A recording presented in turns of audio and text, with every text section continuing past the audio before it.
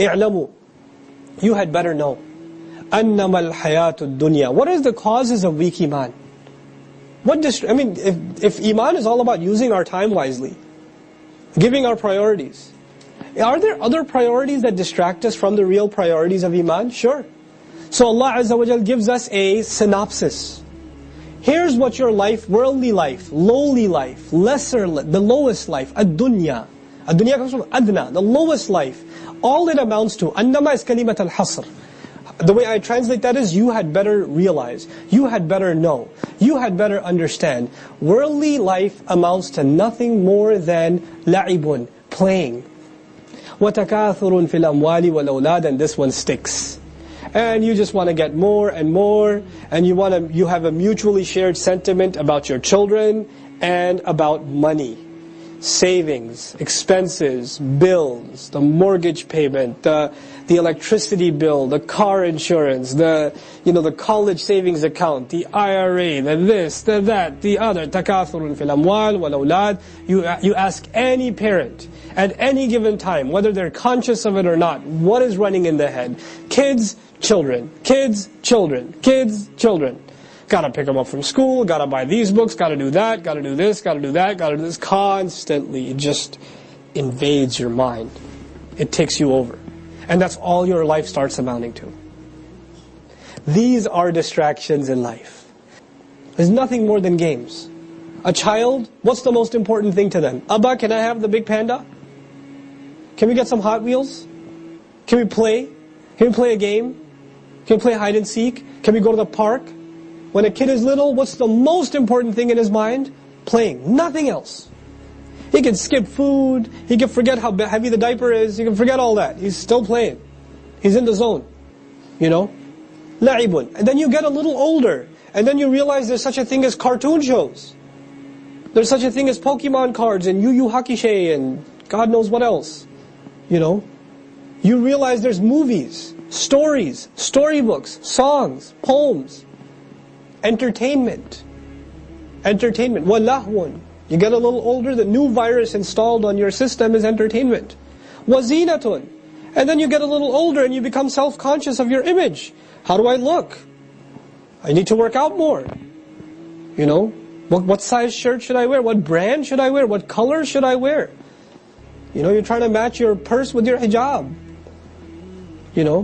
Guys trying to fix their hair in every reflection they see, even though they're bald. Dudes with those pencil beards, you seen those? So hard to do, it's such a work of craftiness. The pencil beard. And he's still stroking it like it's like, a Kung Fu master beard, like, there's nothing there, bro. But it takes a long time to fix that. Girls always wear it, even the girls that wear hijab. Is it like a little high up here? It's uneven, I don't know. How does it look? The husband says, your father says it looks fine. No, it doesn't. My head is oddly shaped. Okay. Yes, something is wrong with your head, but not physically. Your image becomes so important to you. Beautification, decor in your house, the car you drive. You want to make sure you show the other what you got. Whether it's through education, what kind of car. You get obsessed with your label. You get obsessed with showing people what you've accomplished. These are the things that your worldly life amounts to. And Allah says, كَمَثَلِ غَيْثٍ. All of that is like the example of perfect rain. Rain that comes just at the right moment. Rain that you were hoping for. The farmer, أَعْجَبَ الْكُفَّارَ نَبَاتُهُ. The produce that came as a result of that rain impresses the farmer who had buried the seed. Kuffar here means farmers. Because kafara is to bury a seed. Now let me tell you, when a farmer buries a seed in the ground, he has no idea how the crop's going to turn up. No clue. He's depressed. He doesn't know if it's going to rain, if it's going to be a good year or bad year. He has to do all this work without knowing any results. But when one day he wakes up and he sees rainfall, he starts seeing little sprouts of green. Is he full of hope? He's so happy that it rained. He's dancing around. All these agricultural societies, they have like literally festivals around rain. Because they know that means the entire year is good. Imagine, you and I are stressed about getting a paycheck on Friday. The farmer gets a paycheck once a year. He gets one paycheck a year. And if it doesn't rain, that year's paycheck ain't coming. If a farm is going to go mature, then it's supposed to be cut before it turns yellow. Allah says it'll turn yellow. And turning yellow means the farmer wasn't interested in cutting it. He didn't take opportunity. He didn't cut it. And you know what? That's worldly life. You get something, you lose interest in it. You want that toy more than anything else in the world until there's another toy that you don't have. You want that car more than anything else until the next year's model came out. You love your house more than anything else until you visited their house. Did you see their house? That was amazing. You just become dissatisfied. It turns yellow for you. فَتَرَاهُ مُصْفَرًا. So it matures, yahij. فَتَرَاهُ مُصْفَرًا. You're going to watch it turn yellow. ثُمَّ يَكُونُ حُطَامًا. Hutam came in the previous surah. What was hutam? Worthless. Then it'll become something you just step on, you don't even realize it. It's worthless to you. That money, those children, the zina, all of it is worthless. All of it just goes. There's no value left in it. وَفِي الْآخِرَةِ عَذَابٌ شَدِيدٌ. And in the end, the only thing left is either intense punishment or forgiveness from Allah. وَمَغْفِرَةٌ مِّنَ اللَّهِ وَرِضْوَانٌ. And His contentment. On top of all things, His contentment. Allah's pleasure. And also means you'll have pleasure. You'll be content. You'll finally find the one thing you cannot find in anything else. Contentment. You'll be satisfied. I'll be satisfied. Allah is telling us those things are going to be there. Don't let them distract you from the fact that you and I are here to either save ourselves from punishment or earn Allah's forgiveness and truly find satisfaction where only satisfaction can be found. وَمَا الْحَيَاةُ الدُّنْيَا إِلَّا مَتَاعُ الْغُرُورِ. And what is worldly life, if not just means by which people get deceived? Means of deception. يَا أَيُّهَا الَّذِينَ آمَنُوا اتَّقُوا اللَّهِ. Those of you who have iman, be cautious of Allah. وَلْتَنْظُرْ نَفْسٌ مَا قَدَّمَتْ لِغَدٍ. And every person should keep watch. Should be mindful. Nadhara, to keep watch for a long time. You know, ra'a in Arabic, to look at something. Absara, to look at something. Nadhara, to look at something. All of them are looking, but nadhara is looking for a long time. Keep long, constant watch. A person should keep long, constant watch.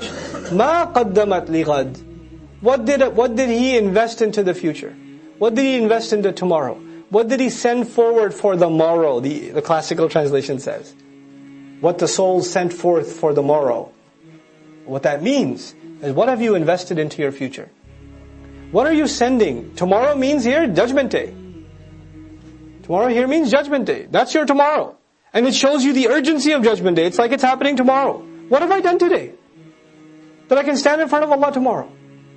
Am I watching myself like that? Is that my attitude? That's real taqwa of Allah. وَلْتَنْظُرْ نَفْسٌ مَا قَدَّمَتْ لِغَدٍ وَلَا تَكُونُوا كَالَّذِينَ نَسُوا اللَّهِ. Don't become like those who forgot Allah. You saw in the previous surah, فَأَنْسَاهُمْ ذِكْرَ اللَّهِ. استحوذ عليهم الشيطان فأنساهم ذكر الله. Shaitan got a hold of them. He's got them on cruise control, autopilot. He made them forget the remembrance of Allah. This surah says, don't be like those who forgot Allah. فَأَنْسَاهُمْ أَنفُسَهُمْ. Then He made them forget their own selves. We have to understand what that means. We have to appreciate what is Allah saying when He says He made them forget their own selves. Does it mean they forgot who they are? They forgot their name? They forgot to eat? They forgot to sleep? They forgot their address? They forgot their identity? What does it mean? You know, we have an animal existence. But we have a spiritual existence. There are two things that are inside of us. We eat, we sleep, we drink, we clothe. That's our animal existence. And that is what I see of you and you see of me. But there's another realm of my existence that will live on beyond this body. There's another dimension to me. That's not this body. There's something else living inside me. That's actually who Nu'man is. That's who Fatima is. That's who Abdul Kareem is. That's who Yahya is. My teacher asked me a long time ago, he said, where are you? I said, Ustad, right here. He goes, okay, point at yourself. So he said, no, that's your chest. Point at yourself. That's your head. Point at yourself. Point at Nu'man. I said, because that's your body. Point at yourself. myself, my nafs. He goes a step further, my ruh, is something beyond this material existence.